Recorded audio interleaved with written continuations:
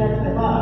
Nah, itu sebabnya teman-teman bilang kita perlu memberi disiplin kepada anak-anak kita. Anak-anak, dengan sendirian depan, kami Efem,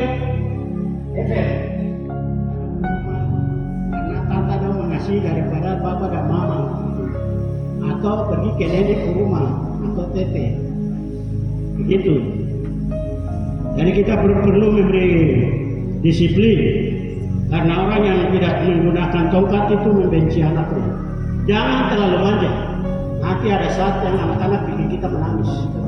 Itu sebabnya kita perlu memberikan disiplin. Juga memberi pengajaran kepada anak-anak bahwa menegur mengajar mereka itu bukan masalah yang benci mereka, tapi itu bagian dari kasih kita. Prinsip Alkitab jelas, barang siapa ku kasih, ku tegur dan ku hajar. Relakan, anak-anak akan rela menerima semua ajaran kalau mereka tahu bahwa tujuan daripada disiplin itu adalah untuk kebaikan mereka. Jadi jangan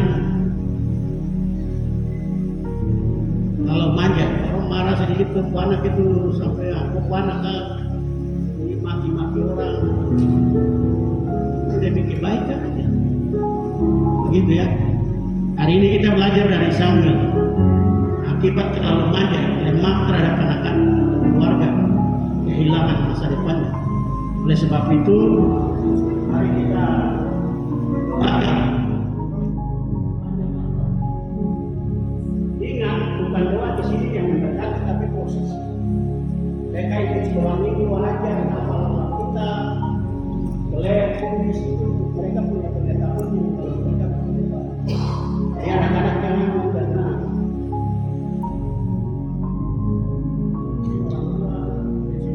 banyak kita ikut sekolah minggu, kelas lagi dulu lagi kena malas hafal, malas belajar, malas tidur. Maunya enak-enak aja. Saya menanamkan di sini. Itu sebabnya kita harus memberikan mereka prinsip penting untuk mereka juga bisa melewati semua proses yang diberikan Tuhan dalam hidup mereka, supaya mereka bisa menjadi anak-anak yang nanti. Untuk itu mari kita kembali ke kita punya Yel Sinai. Jangan kau tunggu sampai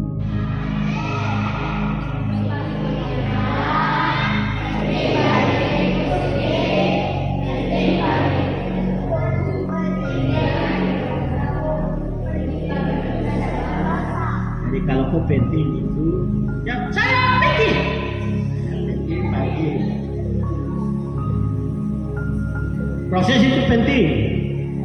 Pemuda-pemudi harus belajar baik-baik.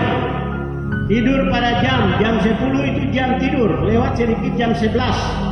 Kalau duduk lewat lebih dari itu, besok kamu daya tahan sudah tidak kurang. Apa yang kamu tabur sekarang, nanti 10-15 tahun ke depan itu kamu panen. Kenapa banyak orang yang mati muda kena penyakit? Karena dari dasarnya mereka tidak siapkan diri.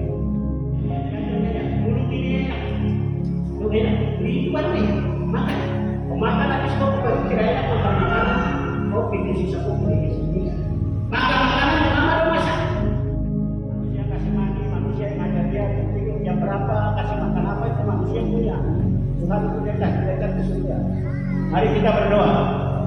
Tuhan Allah kami yang ada di surga, anak-anak ini sudah dengan rela hati mempersembahkan hidup mereka di hadapan ini, karena mereka sadar bahwa tanpa Tuhan hidup mereka tidak berarti. Oleh sebab itu kami berdoa menyerahkan anak-anak ini dalam tangan-Mu. Tuhan yang memberkati. Kami tahu Tuhan tidak ada masalah dengan mereka. Selalu membuka waktu, memberikan kesempatan bahkan berlaku anak-anak. Oleh sebab itu memberkati mereka, berkati orang tua mereka, berkati masa depan anak-anak ini, pendidikan mereka. Kami serahkan dalam tangan kesehatan mereka, emosi mereka. Kami berdoa dalam nama Yesus. Lengkapi anak-anak ini dengan kecakapan sempurna, baik fisik, roh mereka, dan juga emosi mereka. Tetapi pekerjaan orang tua mereka, di mana menjadi mereka diserahkan dalam tangan. Inilah doa kami sekali lagi. Tuhan memberkati mereka menurut kasih dan kemurahan Tuhan. Bila doa kami dan serahkan anak-anak ini dalam tangan. Dalam nama Tuhan Yesus kami mohon berkat-Mu.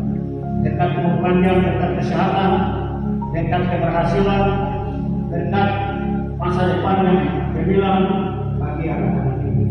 Inilah doa kami dalam nama Tuhan Yesus. Amin. Doa berkat ya. Terima kasih berkati semua usaha pekerjaan kami, apapun yang kami usahakan. Tuhan Engkau berkati.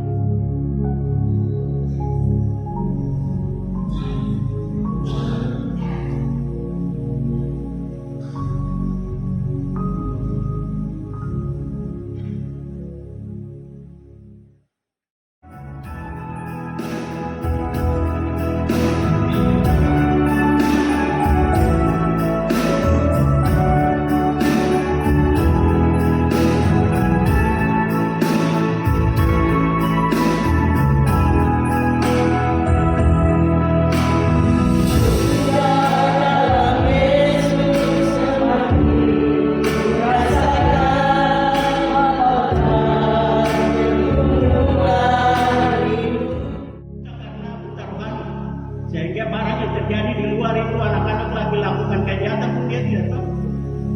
Orang lain yang kasih tahu. Dan waktu dia kasih tahu, aduh, anak-anak saya karena barang apa yang kamu lakukan, sehingga melakukan kejahatan, tapi nanti kita lihat ini tanggung jawab. Disiplin itu penting. Jangan takut memberi disiplin kepada anak-anak. Jangan terlalu manja. Orang yang terlalu manja, anaknya akan berkuasa melebihi. Oke, jadi dia dengar itu bukan karena anak-anaknya baru dia sedih menangis dan dia dulu tidak. Begitu dia dengar kabut perjanjian itu diramas, maka dia jatuh dari atas. Masih ada di belakang. Dia mau salib menggambarkan pengorbanan Kristus di kayu salib itu ya kita hanya tidak. Jangan sampai taruh simbol, apalagi bawa perjamuan. Ada gereja di Jakarta yang selalu publikasikan perjamuan itu supaya alat berdoa dan kirim kemana-mana. Gereja besar itu. Perhatikan. Bawa bendera Israel taruh di meja tempat belajar, kamar. Supaya apa? Kamu tentara Zionis. Tidak boleh. Yang menyertai itu tetap ke Tuhan, bukan lambangnya. Lambang itu tidak penting. Tidak boleh. Lambang tidak boleh. Kecuali kalau kita dukung akan cinta negara ini. Tugas kita adalah berdoa untuk mereka. Tapi kalau jadi masalahnya, lambang ini supaya kita diberkati. Kita diberkati oleh Tuhan, bukan bendera bangsa lain. Perhatikan, barang lambang-lambang itu jangan terlalu penting. Kadang-kadang itu minyak urapan. Saya mau kasih tahu kalian, minyak urapan ini siapa yang urap ini? Minyak saja boleh, dan minyak urapan. Minyak itu kalau orang biar beli dari Israel itu yang terjebak itu bukan, yang buat minyak itu bukan saja orang Kristen. Orang dari mana-mana mereka bekerja. Jadi yang minyak itu kita pegang minyak urapan itu dari Tuhan Yesus. Kalau biasa saya berdoa, kan firman Tuhan bilang, untuk orang sakit bawakan mereka dan oleskan dengan minyak. Itu tidak dibilang minyak urapan. Ini yang penting kita perhatikan, jangan sampai kita lebih menghargai simbol-simbol, menghargai lambang-lambang, menghargai tanda-tanda lebih penting daripada menghargai Tuhan. Kita perlu menghargai atau menghormati atau memberi penyembahan sukunya. Dan ini yang dibuat oleh Imam Eli. Dia terlalu fokus sampai sebuah waktu 40 tahun. Nah, kita bilang di situ tadi ayat pertama itu tidak ada penghirapan, tidak ada. Ya dia fokus hanya lambang. Ya harapnya jangan ada lambang di rumah pintu masuk itu saya tanam ini. Saya siram minyak ini supaya saya bikin ini supaya jangan. Yang kau minta saya minta adalah Tuhan lindungi rumahku, saya rindu engkau berhadir. Ingat, proses penting daripada sekedar kamu bawa anak hari doa terus datang bawa mereka, suruh mereka maju depan. Yang paling penting kita ajar mereka supaya mereka mengindahkan Tuhan. Mengindahkan itu sama dengan menghormati Tuhan. Mereka mengambil keputusan untuk diri mereka sendiri. Saya hidup dan masa depan saya hanya untuk Tuhan. Dan proses ini dimulai dari dalam rumah. Tidak bisa dimulai di gereja satu kali, satu hari, satu minggu. Tapi anak-anak menghabiskan waktu bersama kita, bangun pagi, siang dan malam ada di rumah. Saya selalu di sini mengucapkan Amsal pasal 22 ayat 6, pasal 29 ayat 17. Didiklah anak-anakmu selagi ada harapan, supaya pada masa tuanya mereka tidak akan menyimpang. Rupanya Eli tidak lakukan itu. Dia tidak memperhatikan keluarganya, dia lebih memperhatikan pelayanan. Hingga akibatnya fatal. Didiklah orang muda menurut jalan yang patut baginya, yaitu Amsal pasal 29 ayat 17.